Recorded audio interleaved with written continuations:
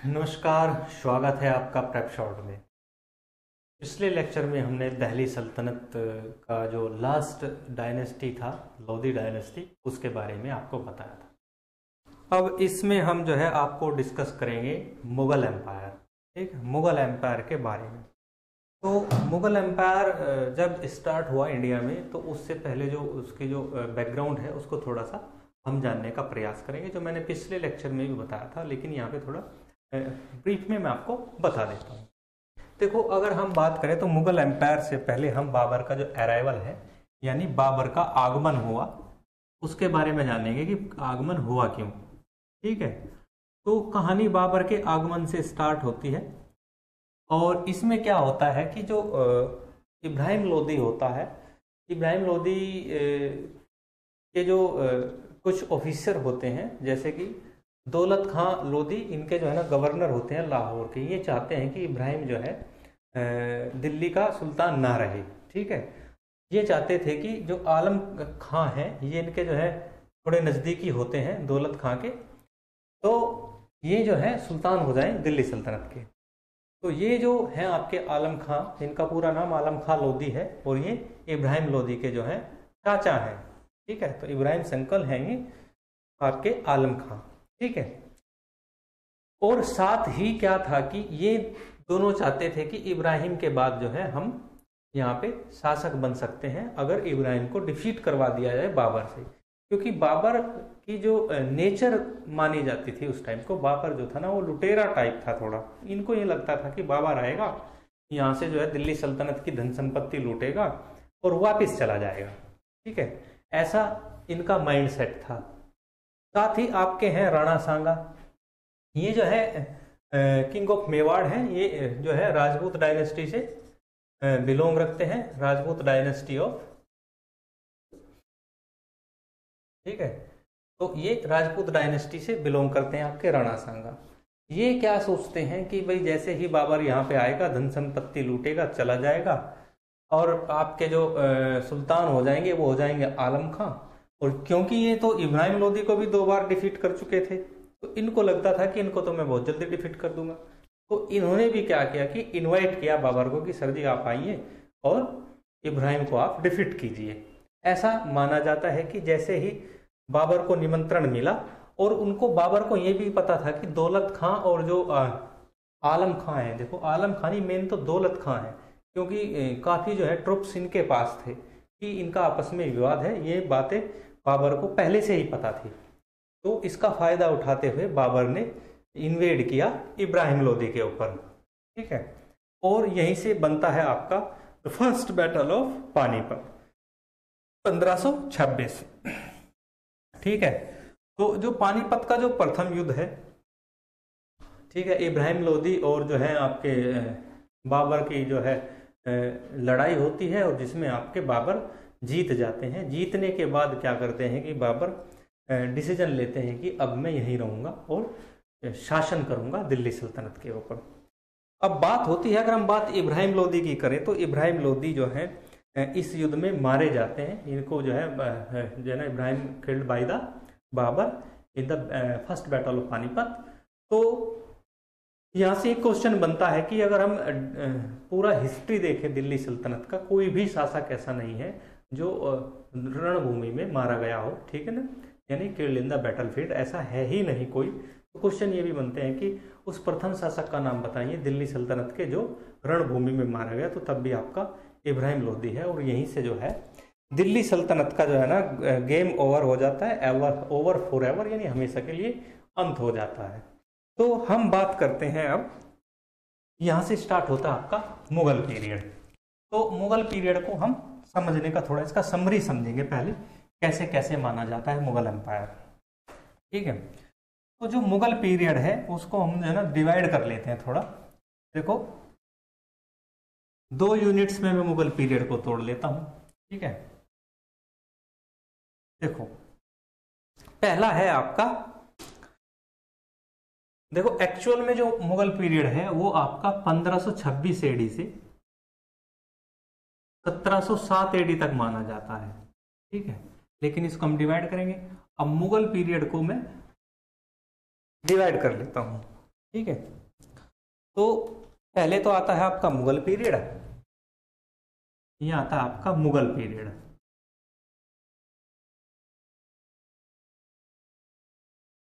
ठीक है, इसको क्या बोलेंगे, मुगल काल, ये ध्यान रखना है। और दूसरा है आपका लेटर मुगल पीरियड, यानी इसको बोलेंगे हम उत्तर मुगल काल।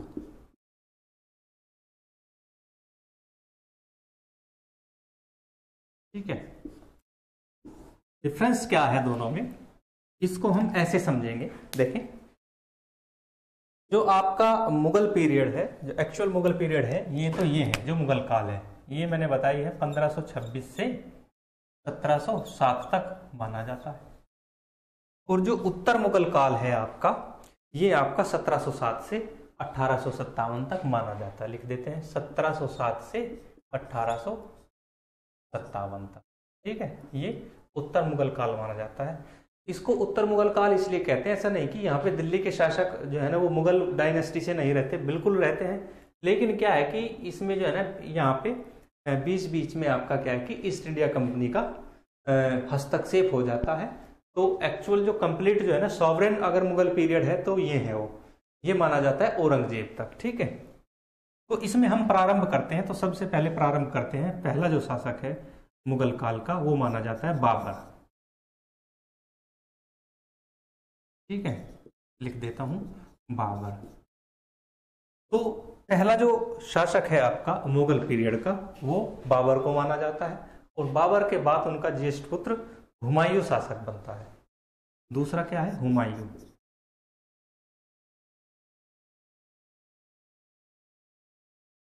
हुमायूं, ठीक है।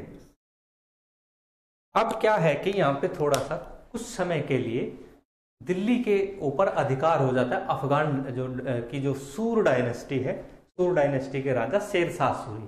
ठीक है, यानी सूर डायनेस्टी का थोड़ा सा टाइम पीरियड रहता है हुमायूं के बाद में, फिर दोबारा हुमायूं बन जाते हैं। फिर थोड़ा जो है ना मैं कहानी बताऊंगा, हेमचंद्र विक्रमजीत शासन कर लेते हैं, फिर उसके बाद तीसरे नंबर पर बैराम खान के द्वारा उनको पराजित कर दिया जाता है, और आते हैं आपके अकबर। ठीक है, तीसरे कौन आते हैं आपके, अगर मुगल डायनेस्टी की बात करें तो अकबर। इनको हिस्ट्री में अकबर द ग्रेट कहा जाता है। ठीक है, ये भी ध्यान रखना है। अकबर, हुमायूं के बाद कौन आते हैं, अकबर। अकबर के बाद आता है उनका पुत्र जहांगीर। फोर्थ पे आता कौन आता है आपका, जहांगीर। ठीक है, जहांगीर। और जहांगीर के बाद उनका पुत्र आता है शाहजहां।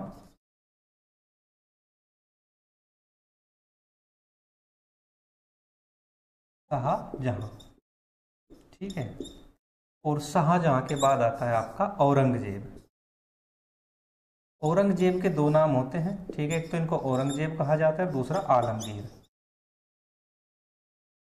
लिख देता हूं मैं, औरंगजेब और आलमगीर, और दूसरा आलमगीर। ठीक है, दो नाम होते हैं। तो अगर हम बात करें, पहले हम जो है मुगल काल की, मुगल पीरियड की बात कर ले। सबसे पहले जो आता है आपका वो आता है बाबर। ठीक है, बाबर के बाद आता है हुमायूं। हुमायूं के बाद जो है मुगल डायनेस्टी कुछ दिन के लिए जो है ना अबोलिश हो जाती है स्वतः ही, क्योंकि इसके बाद जो है सबसे पहले सूर डायनेस्टी के शासक आते हैं, शेरशाह सूरी। फिर उसके बाद जो है हुमायूं फिर बन जाते हैं। फिर उसके बाद जो है आपके कुछ दिन के लिए हेमचंद्र विक्रमजीत होते हैं। फिर आते हैं अकबर। ठीक है, अकबर के बाद जो है उनका बेटा जहांगीर आता है। ठीक है, जहांगीर को जो है स्थापत्य कला यानी जो आर्ट एंड कल्चर और मेमोरियल्स बनाने का शौक होता है, तो जो मुगल आर्ट है उसका बहुत बड़ा श्रेय जाता है जहांगीर को। जहांगीर के बाद उनका पुत्र जाता है शाहजहां, और शाहजहां के बाद आता है औरंगजेब। औरंगजेब जो है ना इनमें जो मुगल एम्पायर है सबसे ज़्यादा महत्वाकांक्षी शासक होता है, और इसके शासनकाल में जो मुगल एम्पायर है वो आपका कश्मीर से लेकर कन्याकुमारी तक यानी नीचे दक्षिण तक पूरा शासन जो है औरंगजेब के काल में होता है। तो ये औरंगजेब तक का जो काल है वो आपका मुगल पीरियड माना जाता है। अगर हम बात करें लेटर मुगल पीरियड की, तो उसमें सबसे पहले आता है बहादुर शाह फर्स्ट। सबसे पहले कौन आएगा? बहादुर शाह फर्स्ट।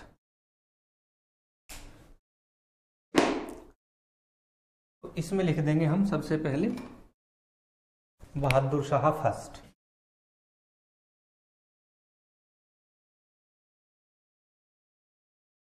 ठीक है। तो ये जो शासक होते हैं, जो ये शासक बनते हैं, ये लगभग 12 शासक बनते हैं। लेकिन बहादुर शाह फर्स्ट से पहले एक शासक और बनता है, ठीक है, जिसका नाम होता है आजम शाह। लेकिन उसका कार्यकाल ज्यादा होता नहीं है, तो मैं उसको इधर लिख लूं या इधर लिख लूं कोई फर्क पड़ता ही नहीं है। ठीक है। तो अगर मैं यहाँ भी लिख दूं तो आजम शाह बनता है 6-7 महीने के लिए एक शासक। लेकिन हम सीधे आते हैं, उत्तर मुगल काल का पहला शासक बहादुर शाह प्रथम ही माना जाता है। अगर हम दूसरे शासक की बात करें तो दूसरा आता है जहांदार शाह। ठीक है, जहांदार शाह। जहांदार शाह के बाद जो शासक बनेगा आपका वो होगा फर्रुखशियर। ठीक है। फर्रुखशियर बड़ा ही कट्टर शासक होता है। ऐसा माना जाता है कि नालंदा यूनिवर्सिटी वगैरह तुड़वाने का कार्य इसी ने ही किया था, उसको आग लगा दी थी पूरी यूनिवर्सिटी को। तो तीसरा जो शासक होता है फर्रुखशियर होता है। ठीक है। ये 3 शासक तो फिर भी चलो माने जाते हैं कि हाँ मुगल सल्तनत के अच्छे रूलर माने जाते हैं। लेकिन इसके बाद जो शासक बनते हैं वो बहुत ही ज्यादा अयोग्य और जो थोड़े ना आलसी टाइप के शासक होते हैं। और यहीं से जो है मुगल एम्पायर का बिल्कुल पतन होना प्रारंभ हो जाता है। पतन तो औरंगजेब के बाद ही होना स्टार्ट हो जाता है, लेकिन ये परमानेंट पतन करके आपका कंप्लीट होगा। ठीक है। फर्रुखशियर के बाद जो आता है वो रफी उद दरजात आता है। चौथा आता है रफी उद दरजात।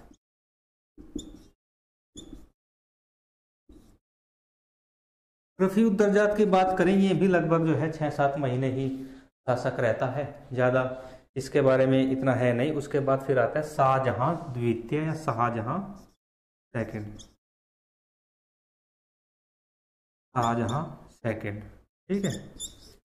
शाहजहां सेकंड के बाद आपका जो आता है वो आता है मोहम्मद शाह। ठीक है। शाहजहां के बाद कौन आता है? मोहम्मद शाह।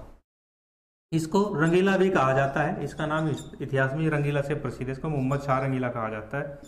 ठीक है, मोहम्मद शाह। ठीक है। क्योंकि ये इसकी जो प्रवृत्ति होती है वो बड़े ही ऐशोआराम वाली होती है, रंगीला टाइप होता है थोड़ा, इसको रंगीला भी कह दिया जाता है। इस टीम इसको मोहम्मद शाह रंगीला के नाम से ही मशहूर माना जाता है। मोहम्मद शाह के बाद आता है आपका अहमद शाह बहादुर। सातवां आता है अहमद शाह बहादुर।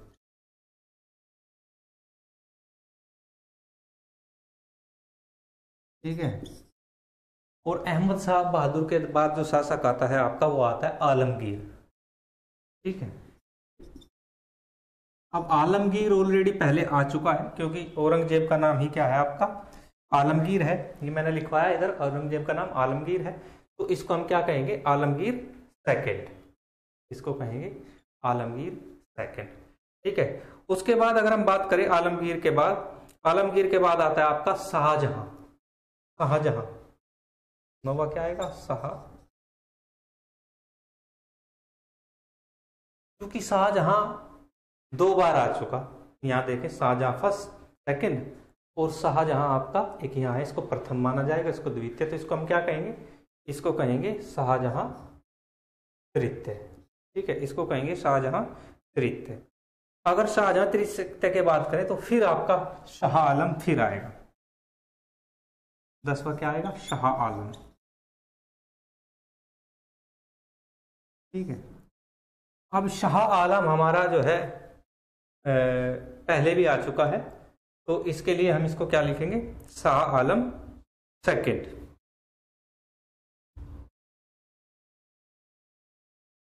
ठीक है, ये हो जाएगा शाह आलम सेकंड। और शाह आलम सेकंड के बाद जो आता है आपका अकबर शाह आता है, या अकबर कह देते हैं, 11वां आता है अकबर, क्योंकि अकबर पहले भी है। तो इसको क्या लिखेंगे हम?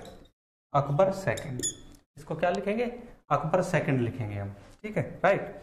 अकबर सेकंड के बाद जो शासक आता है वो आता है बहादुर शाह। 12वां जो शासक होता है बहादुर शाह द्वितीय, बहादुर शाह सेकंड।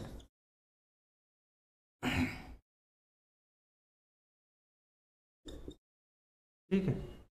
तो ये आपका जो है मुगल काल माना जाता है। ये आपका माना जाता है लेटर यानी उत्तर मुगल काल माना जाता है। तो ऐसे अगर हम बात करें तो ये जो शासक हैं इनमें अंतिम शासक हैं आपके बहादुर शाह द्वितीय। तो बहादुर शाह जो द्वितीय है ये अंतिम शासक होते हैं और क्रांति 1857 के चक्कर में ये बेचारे जेल चले जाते हैं। इनको जफर नाम से शायरी करते थे, ठीक है, तो इसलिए इनको बहादुर शाह जफर भी कहा जाता है।